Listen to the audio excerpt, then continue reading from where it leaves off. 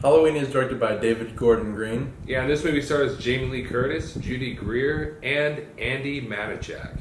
And just so, in case some people don't know this, this Halloween is a direct sequel of Halloween. I don't know why they named this Halloween, if I'm being honest. Yeah, no, they should name it like The Halloween. Yeah. So, I don't know, that'd be dumb too. Yeah, I guess it could have been like Halloween 2, but I don't know. I would give off wrong. I guess Halloween and just some other word at the end. Halloween again. Yes, it's just weird that you have Halloween as a direct sequel of Halloween. But this movie is a direct sequel of that film because they decided to cut out everything from Halloween 2 onwards. I haven't really been a huge fan of the Halloween franchise. I've only really seen the very first one, which actually sort of works out since they completely ignore the sequels. But this movie, I won't say was like the scariest horror movie I've ever seen. But I will say that you can tell they took their time to respect the original movie. It wasn't like, it didn't feel like one of those sequels to like iconic horror movies to where they were just making money, and it felt like a lazy sequel to it. You could tell they really adored the original, and they try to stay true to it. And honestly, I think it really lives up to the original. And what's really cool about how this movie pays homage to the original is that it doesn't come off as being too much, because a lot of movies, they'll have that, right? But then it'll just be stuck in there like it's like really random and doesn't make a whole bunch of sense of why it's there. It's just for fan service. So this movie doesn't do that because it doesn't have a whole ton of homage in this movie. It just has little tiny scenes and little tiny things in there that are actually really cool. Also, one thing I love about this film is they do bring back Nick Castle, who played Michael Myers in the original Halloween. This movie, he doesn't play him all throughout, but he does play him a little bit, and that was just a really cool kind of thing that they brought back for this film. And like I said earlier, the filmmakers for this movie were on their game, because I know a lot of people talk about, like, during horror movies, the best horror movies, the directors and the filmmakers have a lot of things happening in the background. Yeah. But I really noticed it in this movie. Like, there's a lot of things, especially like some of my favorite scenes in this movie were things just happening in the background to where it wasn't even like the main focus of the camera. Yeah. And also another funny fact about this movie is that Danny McBride co-wrote this movie, and I think he co-produced it too.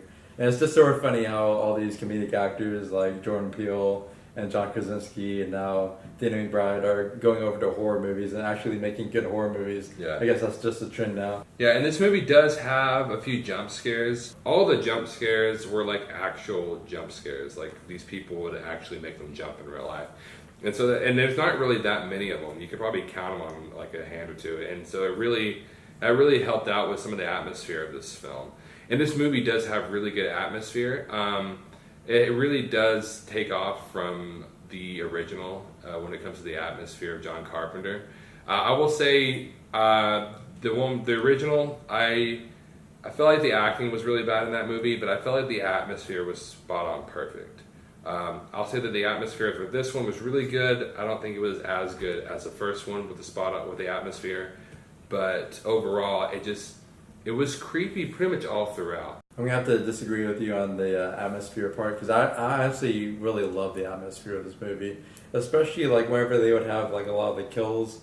They never really went over the top. I mean, of course, the kills, the way he killed people, Michael Myers killed people in this movie were pretty ridiculous, and I mean, it was realistic kind of murders where a lot of remakes and sequels to horror movies will go over the top and be a bunch of gore and all that, which you definitely have a lot of gore in this movie, but they, like I've been saying, they didn't go over the top with it. Yeah. They knew how to use it in the right places, and even some kills were off screen, but then they would show the aftermath later. This movie was pretty surprising. There was one scene, the scene whenever you see that the bus has crashed and all the insane asylum patients, all of them have like escaped the bus. There's something in that scene that was so surprising to me. And there's a few things here and there that just are actually pretty surprising. And I do want to add on to that, the scene where he escapes from the bus. I actually really love that entire sequence because a lot of movies could like gloss over that where he escapes. And even some movies would probably even have it off screen. But this movie really, it's probably like a 5 to 10 minute long sequence. And that really added to the atmosphere like I was talking about. Just the atmosphere for the whole whole scene. It was just so eerie. Yeah, this movie has a lot of really great scenes. The end, the last 30 minutes is just perfection. Now, although this movie was really good, it had one really big issue that I hated. I absolutely hated in this film. I don't really want to explain what it was, but there's a character that makes this random decision out of nowhere. Yeah, it has to do with the Michael Myers doctor. Yeah, and it's so crazy to even think about. I wouldn't have liked it if it went any further, right? But it only lasted maybe at max 5 minutes. That entire plot point. It went nowhere at all, and it was just to me it was just a very lazy way of writing to get Michael Myers to a certain place. And then in the beginning, which is not really a spoiler because it really is brought out in the beginning, but Jamie Lee Curtis's character and her daughter are sort of, they're not really in close terms. They sort of have an argument. I feel like, I won't say every scene that they're in together, but I feel like one or two scenes that were in the movie, just it felt sort of forced, the sort of argument between them. Yeah. Especially there's this one scene where they're having dinner at a restaurant, which I won't go too far into, but I feel like they could have built up to the argument in that particular scene, and it just happened all of a sudden, and it didn't really work well for me. Yeah, I also feel like Jamie Lee Curtis was not in this movie enough. Because I feel like this whole movie was just the whole thing was made off the fact that Jamie Lee Curtis went through all this terror, all this trauma in her history, and this movie was supposed to be her movie of wanting to kill Michael Myers. I understand she has more family in this movie, so there's more characters to focus on. I just feel like they didn't focus enough on her. If they just would have used her maybe one or two more scenes, just a little bit more, I felt like it would have been a lot better. My last negative, which is probably my smallest negative, is I felt like there were some, not scenes, but some sequences, some parts that were a little unnecessary.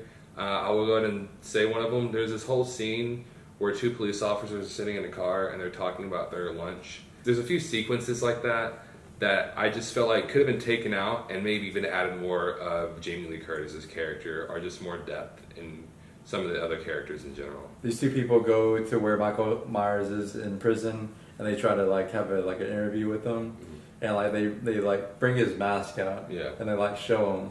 And all the other inmates start going crazy, it's some cursed object. Yeah. And I felt like it was a little strange considering it's just a mask. I know in our world it's an iconic mask and all that. Yeah. But in the movie world, I feel like it was sort of weird to have everybody else act like that. Now for the IMDb questions. Number one, this is gonna be you have to pick two answers. Gotcha. Which two actresses of the following met with Danny McBride to personally talk about being in the movie as Allison, which is Jamie Lee Curtis's granddaughter, until the studio decided to cast an unknown actress like how Jamie Lee Curtis was when she was cast in the original movie? A. Lucy Hale, B. Haley Steinfeld, C. Anya Taylor-Joy, D. Emma Roberts, or E. Shailene Woodley. I'm gonna say Lucy Hale and Shailene Woodley. Final answer? Yes. No, it's Lucy Hale, which you got that right, and Emma Roberts. Ah, okay. Number two, who convinced Jamie Lee Curtis to reprise her role in this movie? A. John Carpenter, B. Jake Gyllenhaal, C. James Franco, or D. Arnold Schwarzenegger? Yeah, no, those are really random choices. But I want to say John Carpenter, but I feel like it's not. It's the most obvious one. Yeah.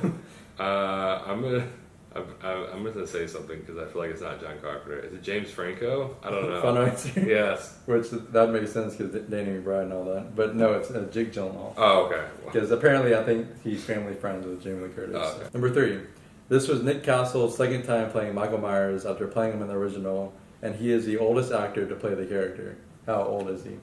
A. 65, B. 75, C. 70, or D. 60? I'm just gonna go 65.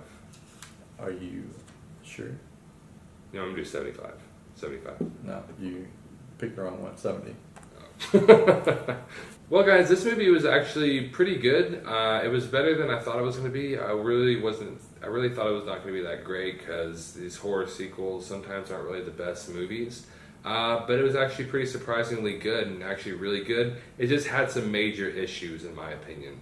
I'm going to go ahead and say that Halloween is 84% awesome. Yeah, this is really horror filmmaking at its best, in my opinion.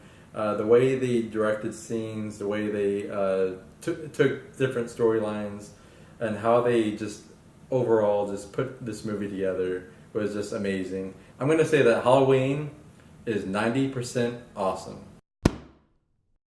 Well, guys, don't forget to like, share, and subscribe. Also, comment and let us know what you thought about Halloween from 2018. Did you like this as much as the first one? Maybe worse. Maybe you hated this movie.